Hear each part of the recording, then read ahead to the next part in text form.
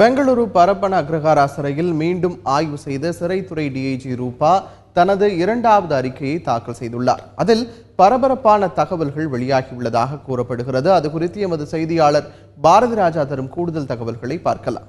கர்நாடகா மட்டுமல்லாது ஒட்டுமொத்த இந்தியாவையும் திரும்பி பார்க்க வைத்த ஒரு விஷயம் கர்நாடக சிறைத்துறையில் விதிமீறல் குறித்த அத்துறையை சேர்ந்த டிஐஜி ரூபா அவர்களின் அறிக்கை தான்.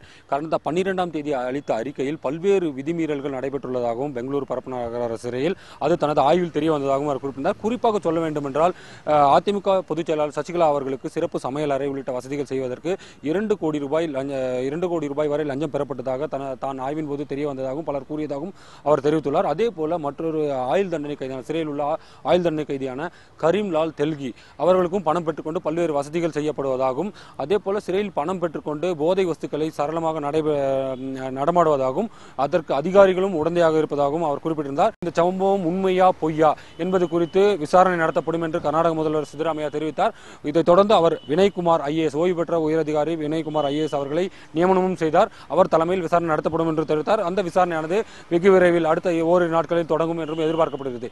டிஐஜி ரூபா அவர்கள் மேலும் ஒரு அறிக்கை, அதாவது இரண்டாவது அறிக்கையை தாக்கல் செய்துள்ளார். அந்த அறிக்கையில் தான் ஏற்கனவே அளித்த அறிக்கையின் ஆவணங்கள், தனக்கு கிடைத்த ஆதாரங்கள் தற்போது அழிக்கப்பட்டு வருவதாக அந்த அறிக்கையில் குறிப்பிடப்பட்டுள்ளதாக நமக்கு தகவல் கிடைத்துள்ளது. குறிப்பாக சொல்ல வேண்டும் என்றால் சசிகலா அவர்கள், அதாவது அதிமுக பொதுச் செயலாளர் சசிகலா அவர்கள் பற்றி மிக விரிவாக கூறியுள்ளார்.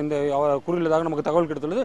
அதாவது சசிகலா அவர்களை சந்திக்க வரும்போது பார்வையாளர்களுக்கு 4 பேர் வரை அனுமதிக்கப்படுவதாகவும் அவர்களுக்கு நாற்காலிகள் போடப்பட்டு அதே போல சசிகலாவுக்கும் நாற்காலிகள் போடப்பட்டு தனி அறையில் இந்த சந்திப்புகள் நடைபெறுவதாகவும் அந்த அறிக்கையில் குறிப்பிட்டதாக நமக்கு தகவல் கிடைத்துள்ளது. இதற்காக அதே போல அவர் இந்த சந்திப்பின் போது அந்த பகுதியில் உள்ள சிசிடிவி கேமராக்கள், குறிப்பாக அவர் எண்ணையும் குறிப்பிட்டதாக நமக்கு தகவல் கிடைத்துள்ளது.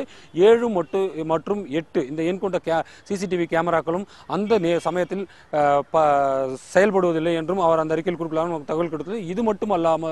இது மட்டுமல்லாமல் தான் இந்த அறிக்கையை சமர்ப்பித்த பிறகு, இந்த செய்திகள் ஊடகங்கள் வெளியான பிறகு தனக்கு கீழுள்ள அதிகாரிகள் தன்னை மட்டமாக பேசுவது தவறான ஒன்றாகும், அவர்கள் மீது நடவடிக்கை எடுக்க வேண்டும் என்றும் அவர் கேட்டுக்கொண்டுள்ளார். அந்த அறிக்கையில் கடிதத்தில் கேட்டுக்கொண்டுள்ளார் நமக்கு தகவல் கிடைத்துள்ளது. இது தவிர ஏற்கனவே இந்த அறிக்கையை சமர்ப்பித்த பின்னர், முதல் அறிக்கை சமர்ப்பித்த பின்னர் டிஜி சத்யநாராயண ராவ் அவர்கள் சிறைக்கு சென்று வந்துள்ளார். அது ஒரு சந்தேகத்தை ஏற்படுகிறது. அதே போல ஏஜிஐ விஜய் பாரதி அவர்களும் அங்கு சென்று வந்துள்ளார். சிறைக்கு சென்று காலை முதல் மாலை வரை அங்கே இருந்துள்ளது. இதுவும் ஒரு சந்தேகத்தை ஏற்படுத்துவதாக அவர் குறிப்பிட்டார். இத்தனை விஷயங்களையும் பார்க்கும்போது அடுத்த கட்டமாக அவர் மேலும் ஒரு அறிக்கையை தயார் செய்வார் என்று எதிர்பார்க்கப்படுகிறது. ஏனென்றால் இந்த இரண்டாவது அறிக்கைக்கு பிறகு உடனடியாக பிற்பகல் 3 மணிக்கு பிறகு அவர் நேரடியாக பரப்பன அக்ரஹாரா சிறைக்கு சென்றார். அந்த சிறையில் கைதிகளிடம் மீண்டும் விசாரணை நடத்தி வருகிறார்.